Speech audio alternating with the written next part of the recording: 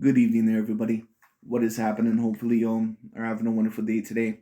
So, anyways, just to get straight into this video and just to get straight into this topic, I wanted to overall review this video and I want to make it as short as I possibly can. But, this video just to overall let certain people know this video more than likely is probably going to hit around the 25, maybe even a 32-minute mark, because every time that I've reviewed this video, it pretty much overall hits that mark. I have reviewed this video a couple of times and basically, I've tried to shorten it as much as I can overall to make sure it's not too stretched out. But, basically, I think that this is just going to be one of those videos that is going to be a good 25 to 32 minutes. So, of course, if you want to stick around, that'd be great when it comes down to it. If you want to see maybe some of my other shorter videos, you also could look around. Or, I'll also be posting probably later on this week, a little bit next week as well, giving certain fight predictions and overall posting about other topics as well. But the reason overall why I wanted to talk about this little video, or the reason why I wanted to talk about and review this video by Mr. Boxing Ego, is because I thought that this video overall was going to be a great opportunity to bring up a certain amount of topics. And overall, if you've seen my channel as of recently, you know that I always like to say that my objective is usually to be as logical and objective as possible. And that mainly overall is basically, my style on this channel. That's basically what I try to be. I basically say overall, at least the truth that I see fit when it comes down to it. I sometimes may be a little bit blunt, but it just is what it is. I basically see overall, what I see. And at the end of the day, I thought that this conversation was very particularly interesting. And the reason why that is because Mr. Shakur Stevenson, and of course, for those of you that don't know who Mr. Shakur Stevenson is the very exceptional and talented fighter at the 130-pound division at the current moment in time. Of course, he has that very big fight with Oscar Valdez next month. That is going to get a lot of attention. That is going to be a spectacular fight. And I will be doing my fight breakdown probably a couple to a week, before the fight, couple weeks to a week before the fight. But at the end of the day, Mr. Shakur Stevenson, the reason why he's in this topic and the reason why he's in this video is because Shakur Stevenson recently came out, I believe, on Instagram and posted his personal top 6 pound-per-pound list. And of course, a big part of the controversy, or the reason why I got so many attention or so much attention from a certain amount of other people, was because Mr. Canelo Alvarez, who by many people, excuse me, including myself, who was looked at as the clear number 1 pound-per-pound fighter in all of boxing, he was placed overall in 4th place, which of course means that 3 fighters were placed ahead of him. Now, of course, Shakur Stevenson basically on this list, he basically said that he tossed resume and accolades aside, and that basically that this was his personal opinion about who the most skilled fighters are on the planet. Now, would I personally agree that Canelo Alvarez is the 4th most skilled fighter on the planet? No, I would say that Canelo Alvarez is at least within the top 3. To be quite honest with you, if we're just comparing it two-dimensionally when it comes down to it, he probably is number 1. But it just is what it is. But anyways, excuse me, when it comes down to it all in all, at least that's my view on the things. But when it comes down to it all in all, I thought that this was a very particular conversation. Now, of course, Shakur Stevenson, once again, this is not regarding resume or accolades. Would I still rank the list necessarily as you see it right here? No, not necessarily, but I thought that this would be a very interesting time to overall talk about how one should rank things logically and objectively, and how we also have to be very careful with certain arguments. Because, of course, if you watch certain sports, when it comes down to it, you can get tricked overall into a certain narrative that is pushed overall by certain medias. And Boxing Ego, of course, he's a very big part of the boxing media.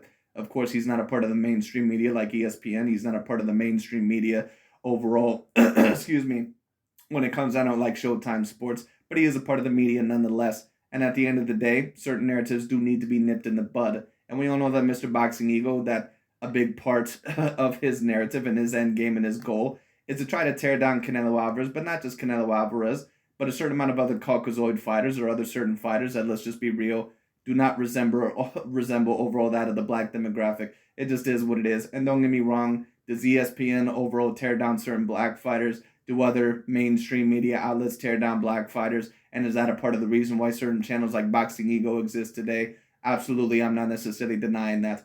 But at the end of the day, once again, if you're going to be a person that has a very, very big platform, I think all in all, it is in your best interest, even if you're just a regular person when it comes down to it. All in all, I think that it's always in your best interest to be logical and objective in the first place. And I thought all in all that I would use this video to kind of talk about my personal top 5 pound-per-pound, why I place them there overall, because I think I have a solid and logical debate basically for all my placings. So we're going to talk about that in this video.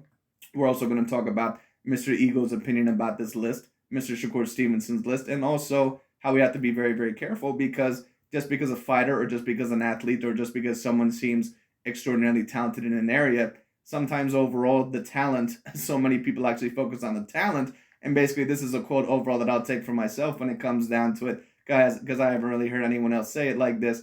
But overall, something that I say overall, at least in terms of people looking at talent, so many people like to take a look at what certain athletes can do with their talent that they actually don't take a look at what they actually did.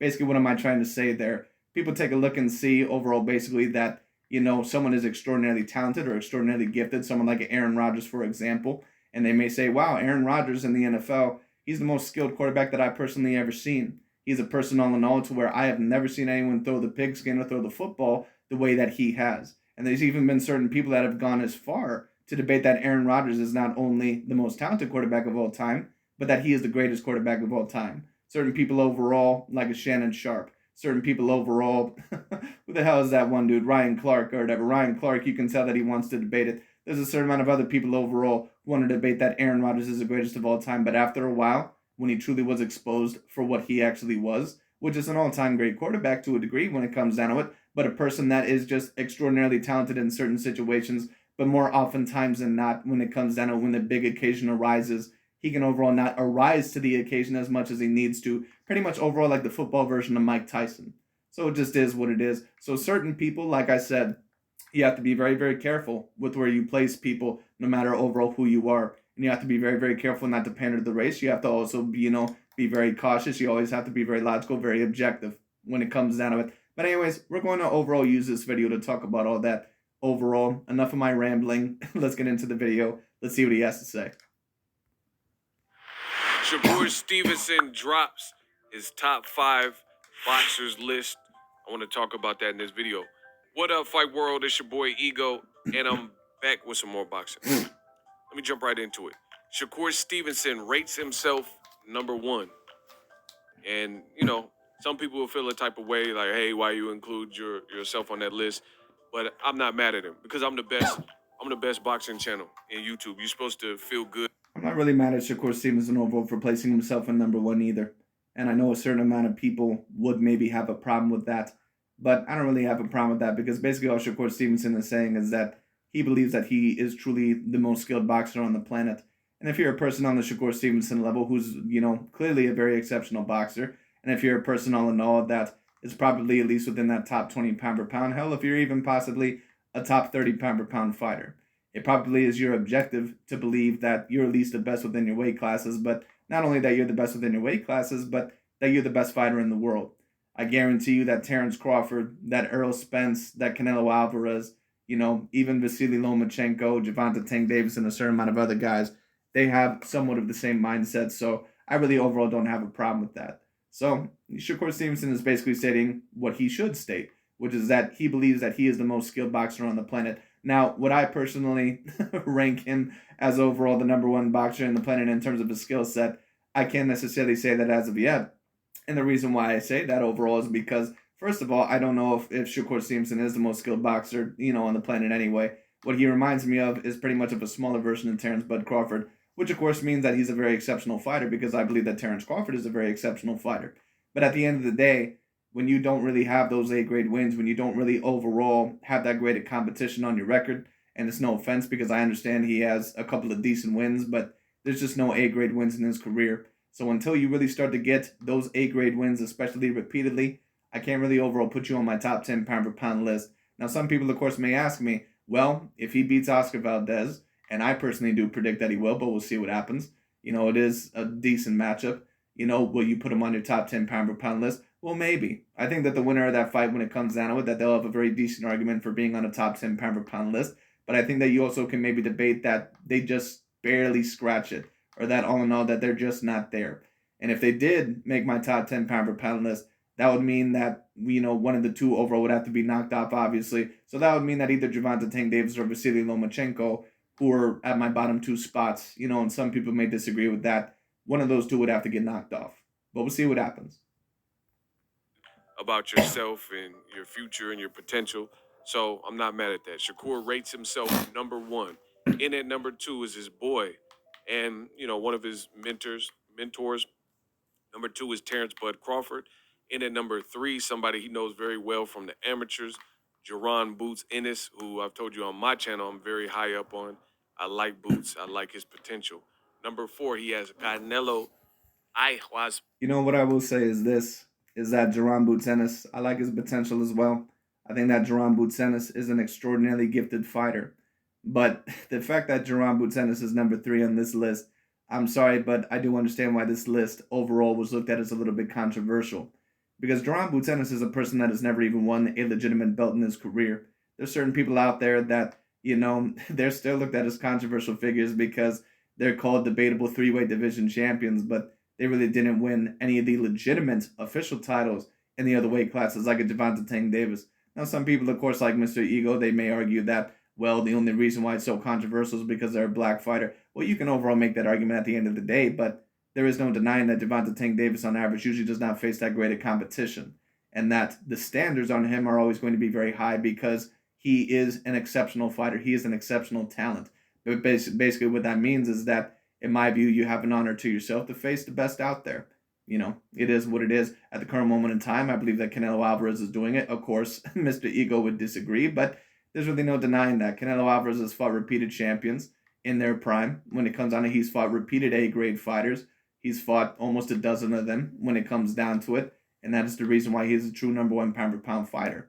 It just is what it is. Not only that, but when you combine his skill set, when you combine a certain amount of other things, Canelo Alvarez is a true number 1 pound-for-pound fighter. People can deny it. They can try to feed you this narrative about how he has the complexion for the protection all they want to. At the end of the day, Canelo Alvarez, you can tell that he's an all-time great fighter. You can tell that his resume is the real deal. All right? It is what it is. A lot of people, especially on these channels, let's be real, these LDBC and new media channels, they always try to debate that Canelo Alvarez's resume is just a house of cards. No, it's not a house of cards. Someone's resume, who's a house of cards, that you may be able to take a look at, and this is no offense against the dude, but maybe someone like a Terrence Bud Crawford. Because there's no offense against Terrence Bud Crawford, but, for someone overall that unified a division and is someone overall that is a three-weight division champion, and someone all in all that is ranked in my personal top 5 pound-for-pound, and also ranked by many people probably as the number 1 pound-for-pound fighter, just in their view. I don't personally have him there, but I understand why a certain amount of people have him there. You would take a look at his resume. There's really no true A-plus fighters there. Now, he finally beat a definitive A-grade fighter in Sean Porter in his last fight.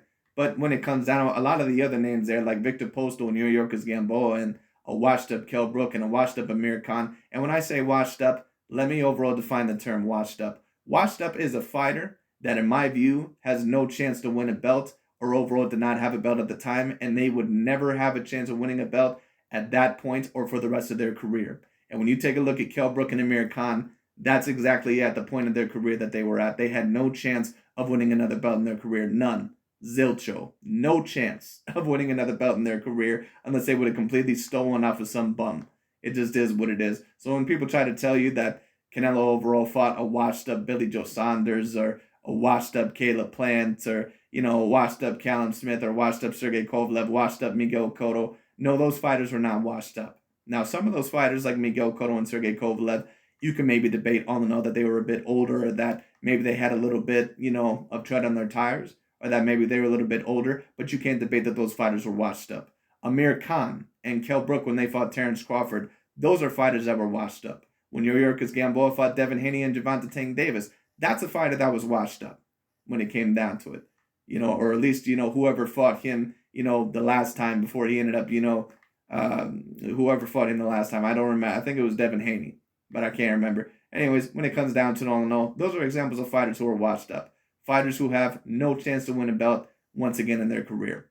All right, not Sergey Kovalev when he was coming off of 2 very decent light heavyweight wins overall at that point in time in his career and knocked out Sergey Kovalev. Not Miguel Cotto, who was the Ring Magazine and the WBC middleweight champion. Now, of course, he did not defeat that of the greatest competition there. We all know that his win over Sergio Martinez was pretty much over a washed-up Sergio, but Miguel Cotto was looked at overall in a renaissance at that point in time in his career. So let's give credit where credit is due. Born right, payday. You want the payday? I know that. And then he has a tie at number 5 between Gervonta Davis and Errol Spence Jr. Hey, man, damn, stop that cat. Want to know what you guys think of this list. Once again, In at number 1, Shakur Stevenson. Terrence Crawford, number 2. Well, if you're just talking about regarding in skills, that's Mr. Shakur Stevenson's opinion.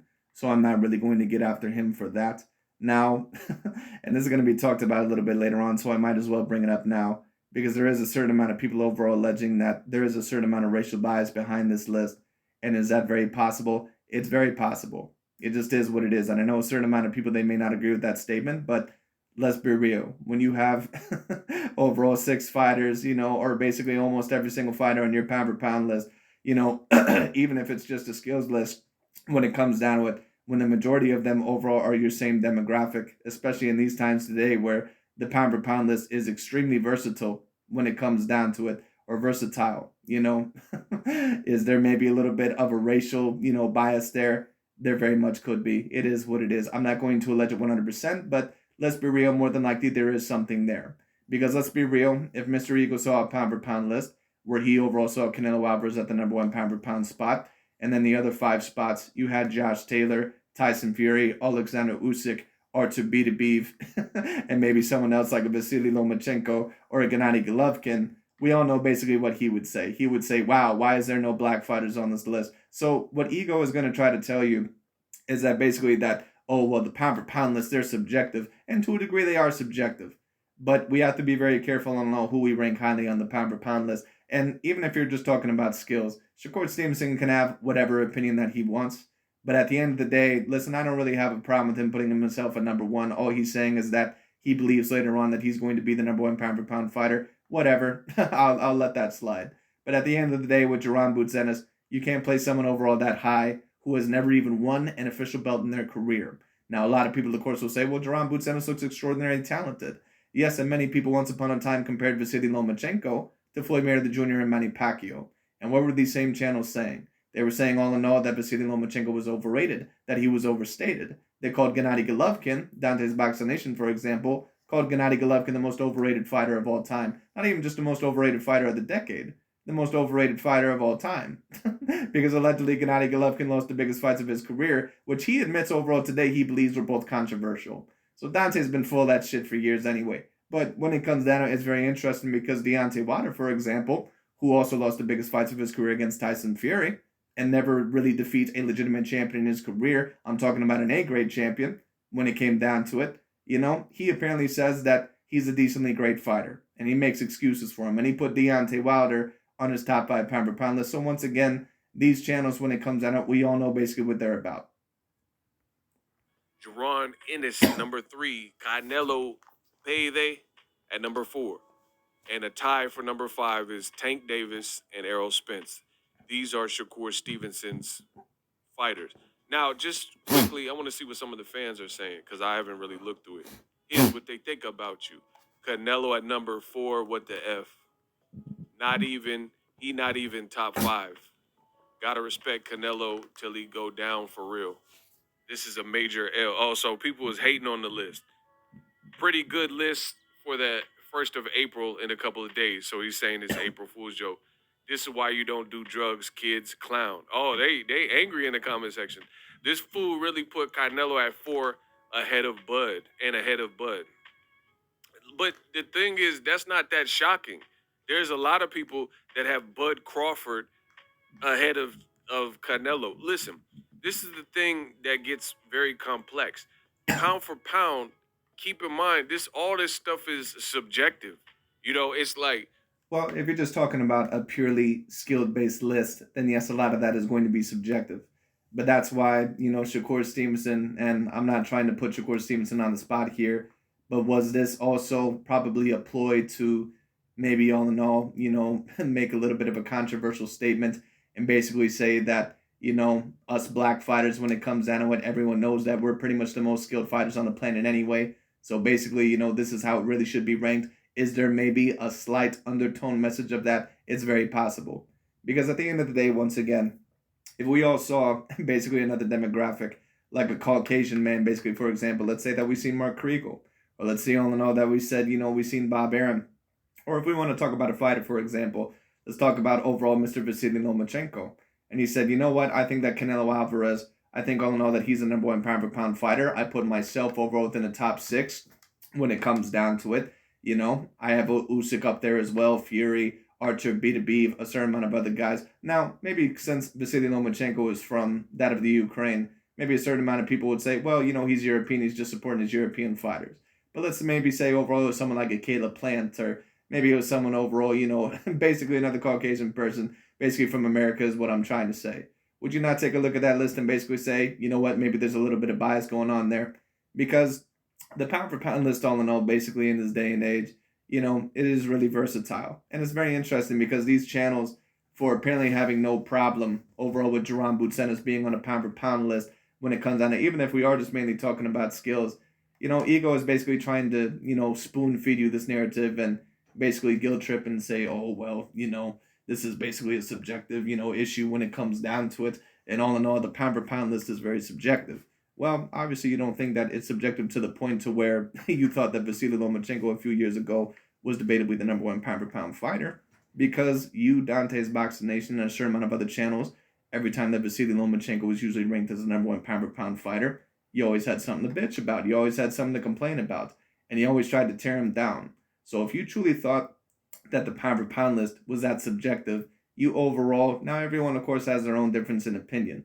But all in all, if you thought that it really wasn't that big of a deal and that all these pound for pound lists were subjective, you wouldn't be trying to tear down Canelo and Vasily Lomachenko and Fury and a certain amount of these other, let's be real, Caucasoid fighters and some of these other fighters that are of a different demographic in the first place. So at the end of the day, my point being is this: we have to rank the pound for pound list also off of logic, objectivity, statistics, logistics. We have to rank it off of everything that I basically just said.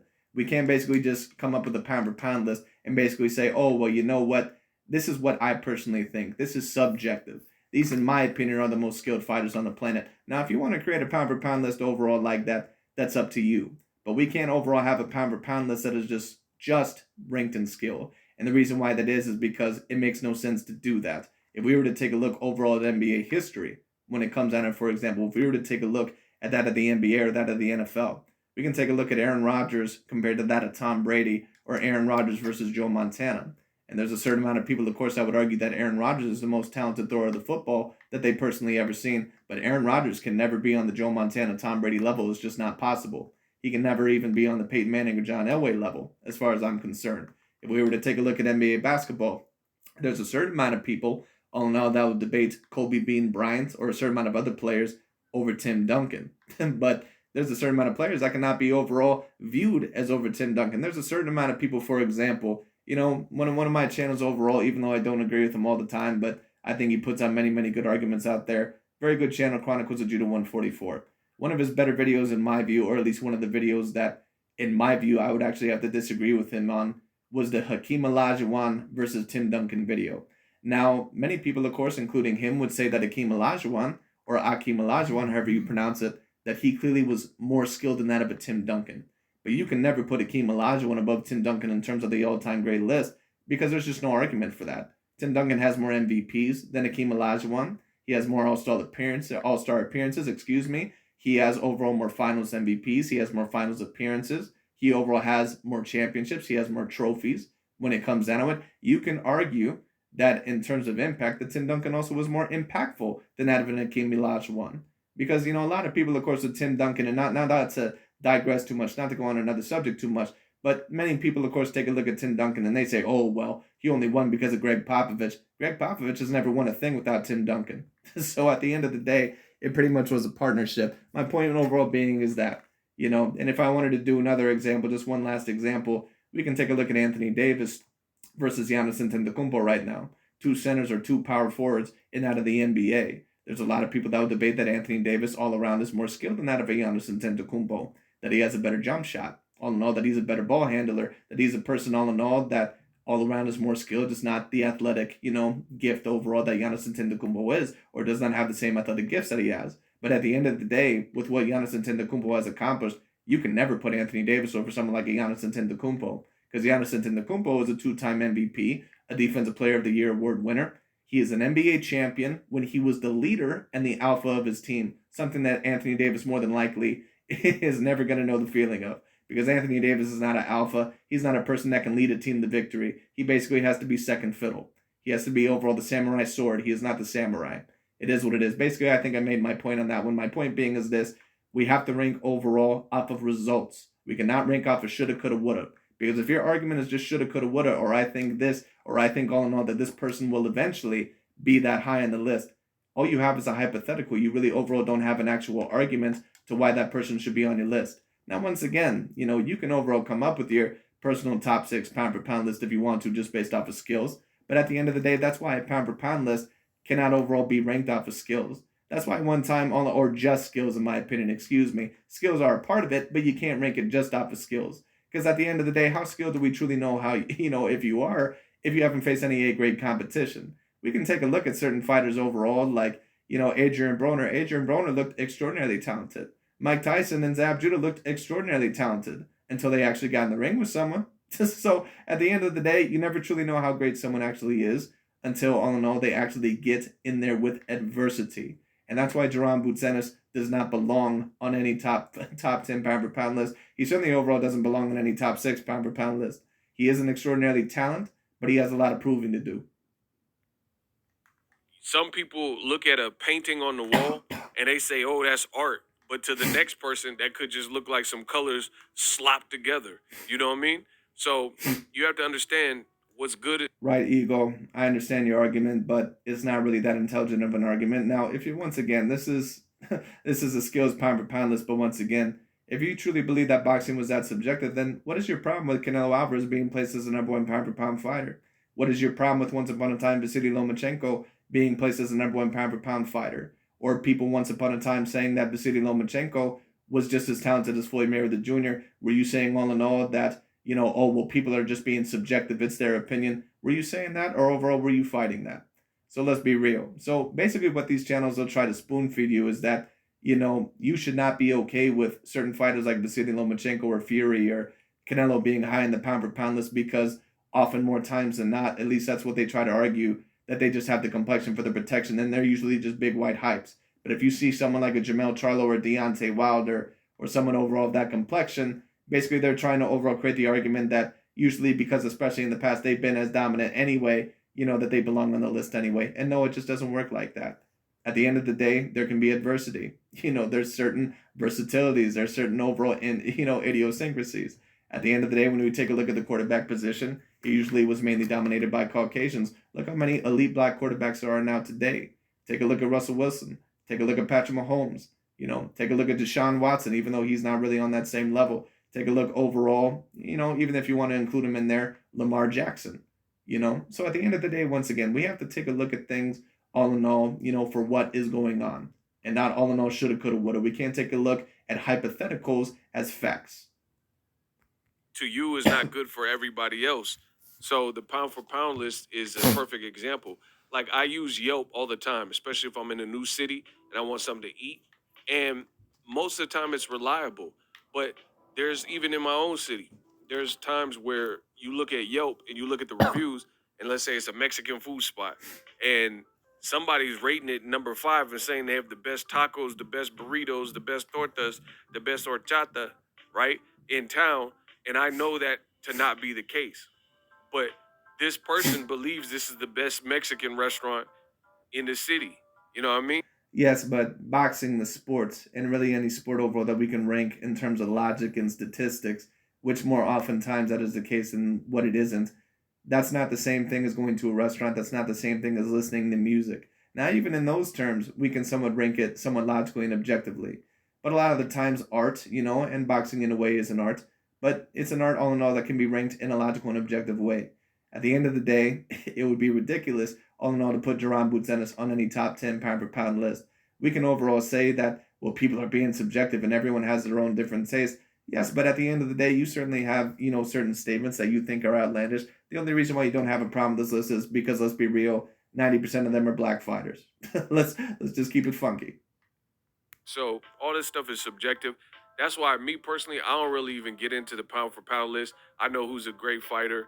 And, you just... No, you don't get into the pound for pound list unless Canelo Alvarez or Vasily Lomachenko or someone of that complexion is called the #1 pound for pound fighter. Anyway.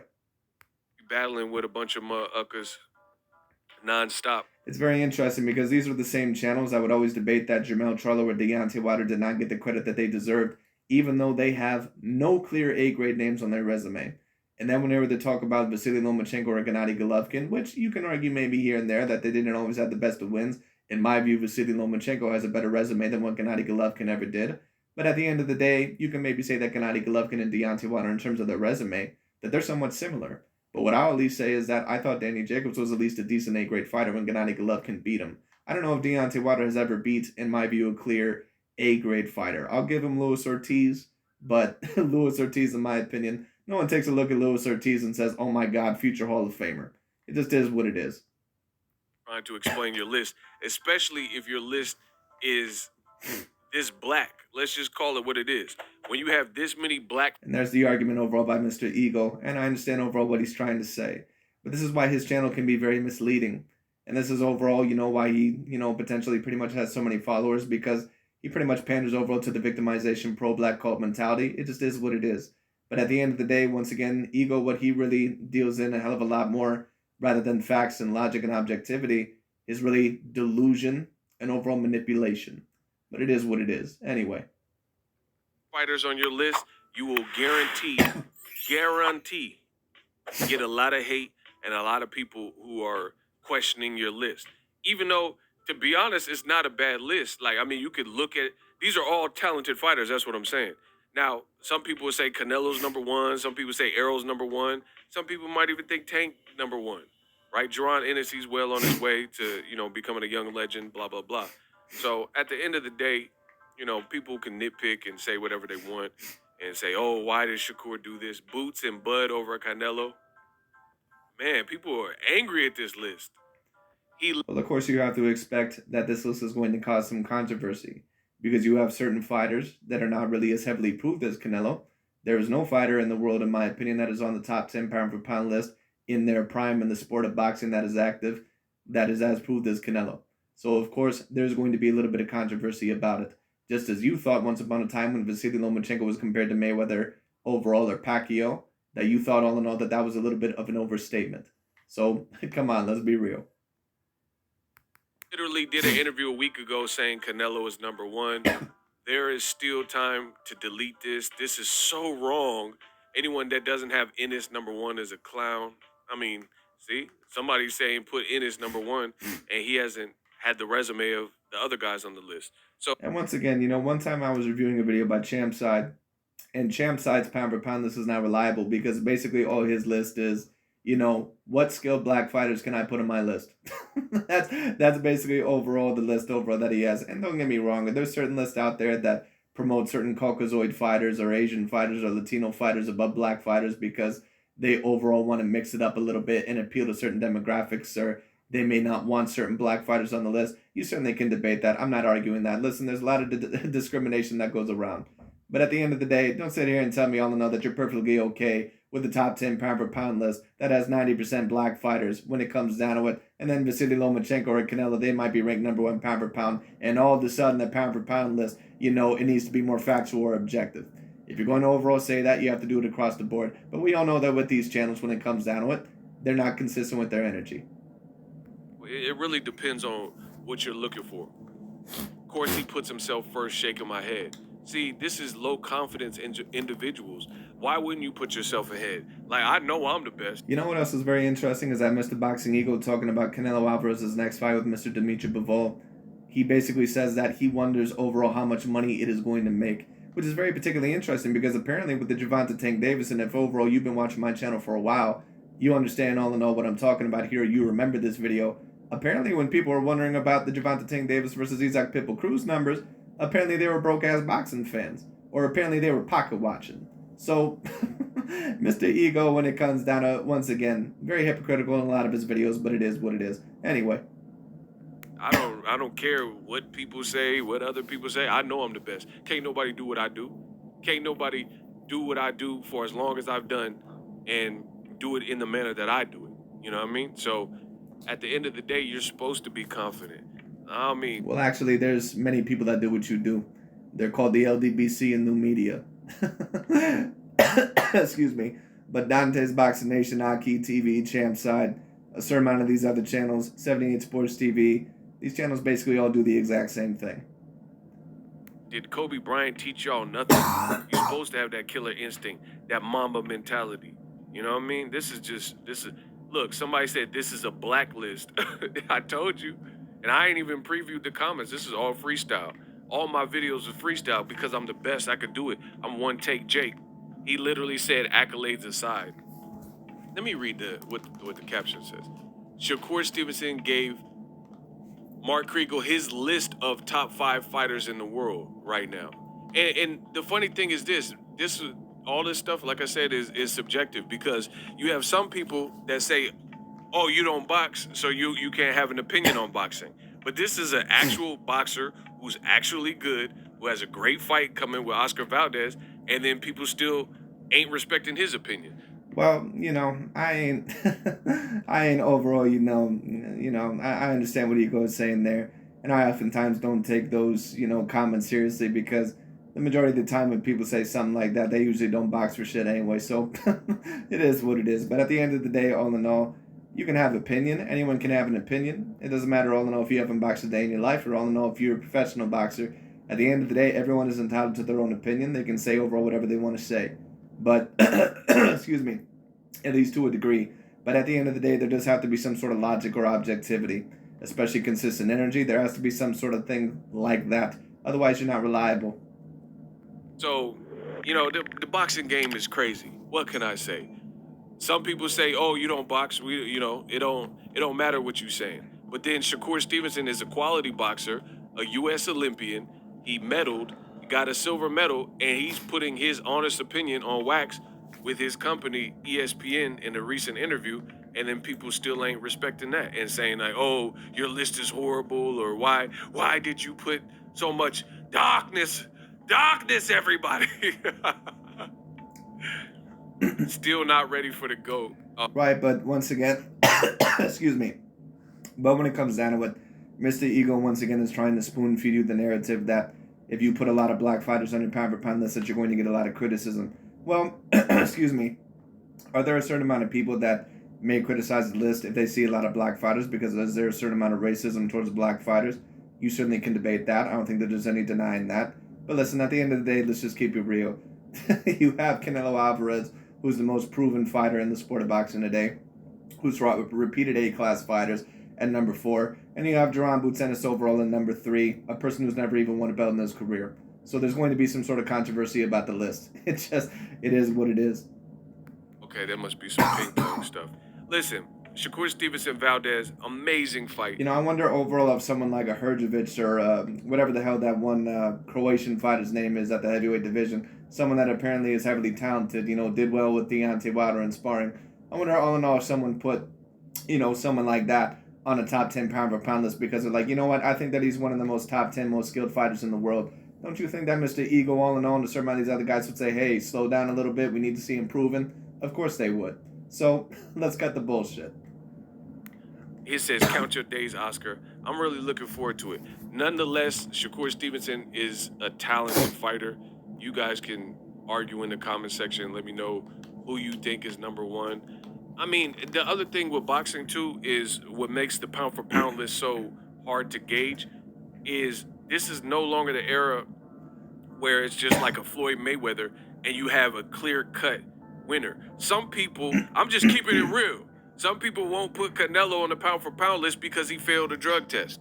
He failed a PED test with clenbuterol, despite whatever he said or why and how it got there. Well, yes, overall, Canelo Alvarez was caught on steroids. And if you're going to ask me, do I believe that more than likely that he still is on something? More than likely, yes, I do. But to me, that's not really that big of a deal. And I know a certain amount of people that say, oh, well, why don't you think that that's a big deal? Because I believe that a lot of these athletes today are on steroids anyway. It really don't matter. It just is what it is. And I know a lot of people that are not going to like that. Let's also be real about Mr. Shakur Stevenson here for a second. Because I believe once upon a time, and he may still be associated with the promotion known as SNAC, spelled as SNAC. And we all know that that is led by the president, Mr. Victor Conte. And for those of you, of course, that don't know Victor Conte's background, he is a known drug cheat. Basically, all in all, he was distributing overall high, powerful steroids overall to a certain amount of athletes. Overall, they basically would come to him to cheat better. So is it also possible that Shakur Stevenson is on something? I'm not going to allege it 100%, but it's very possible. Who the hell knows? So at the end of the day, steroids overall really ain't that big, because a lot of people, they use steroids overall, to discredit certain fighters that they don't like, but then other fighters that they tend to like that were caught on something, they just they tend to brush it under the rug. So let's just be real. I mean, to me, that really ain't that big of a deal, unless you're like a John Jones or something and you've been caught 17 times. But, it is what it is. Anyway. Ate the meat, tainted meat and all that. Despite all that, some people can't overlook that. That's a reality. Floyd Mayweather never failed no VADA test. Shakur, Terrence Crawford, Errol Spence, the other people, Jerron. I mean, we'll see what everybody's future holds, but so far so good. To this point of me recording this video, nobody else failed a test. The only person, Canelo is actually lucky that people even view him as a pound for pound fighter, with that being considered, because I mean, what? Once again, if you want to say all in all that Canelo Alvarez is not a pound for pound fighter because he's an alleged drug cheat, no problem. Then keep the same energy across the board, But they don't do that. But at the end of the day, once again, the steroids ain't that big of a deal to me, because I think all these fighters are usually on something anyway. So it just is what it is. Gerald Big Baby Miller, he said he didn't do it. He's a black fighter. He said he didn't do it, and he failed a test. So everybody reamed him for it. Everybody said, nah, you did that. You intentionally was on that stuff. It doesn't matter if it's on 1 drugs or 10. You know what I mean? The bottom line is you failed a test, which went against the rules. It was a banned substance. Well, let me tell you what. All these fighters that usually get caught on a banned substance, 99.99% of the time, if not even 100% of the time, they know they're on something. So it just is what it is. Do I believe that Canelo Alvarez knew 100%, for sure that, he injected something into his body? 100%, no doubt about it. He knew. Well, how can we take in one person's rationale or reason for having this in their system, but we can't do that for other people? I mean, this is where the game gets really tricky. Man, keep your eyes on the prize, because the game get tricky. The ride get tricky. They got some people on real time, they say they're your friends, but in real life, they eyes on your money. So, shout out to Shakur Stevenson. We'll see what it is when it comes to the value. So shout out to Shakur Stevenson for coming up with basically the top 6 best black fighters overall in boxing. Once again, if there were a pound for pound list all in all that were top 6, and all in all, Naoya Inoue was on it, and Usyk and Fury and Canelo and Artur Beterbiev were all on it, and basically not barely any black fighters were there or anything like that, what do you think these channels would be saying? Let's just be real. This fight. And especially, let's be real, some of those guys really do not even belong up there. Don't get me wrong, Gervonta Tank Davis, I think, is an extraordinarily talented. Jaron Boots Ennis as well. But you can't have certain fighters overall like that have no A+ wins in their career. Guys, love boxing. Subscribe to the channel. I looked at my YouTube analytics. The last 30 days, 50% of you watch my content. But anyways, that's really about it for this video. Sorry that it was so long, but at the end of the day, I think overall that we pretty much did it correctly. But if you're going to ask me personally, if I were to create a list overall like Shakur Stevenson's, I mean, I can't overall have it exactly like that, because I don't really want to create a list where overall I just say, well, I think that these are the 6 most skilled fighters on the planet, because I don't think that you can really just rank a list overall based off of skill. I mean, you could when it comes down to it, but in my view, overall, it's going to create a little bit of controversy when it comes down to it. And in my view, that's not the best way of ranking things, But if we're talking about the most skilled fighters on the planet, in my view, that are also proven and that have been in decent fights, or all in all that have shown themselves, I think that Canelo Alvarez, in my view, is debatably number 1. I think that Terrence Crawford is up there in the mix as well. Alexander Usyk, Tyson Fury for the heavyweight division, because I don't think that any other heavyweight compares to him at all whatsoever. And it's someone in a time to where the heavyweight division is semi-talented. If you're also going to talk about another fighter, Errol Spence Jr., in my opinion, deserves to be up there as well. And if I were to pick a 6th fighter, when it comes down to it, I'm not necessarily sure overall who I would pick in terms of not only just skilled, but also proven. A 6th fighter, I'm not necessarily sure. I would have to think about that. But anyways, overall, that's pretty much about it for this video. But thank you so much for watching. I'll talk to you all later.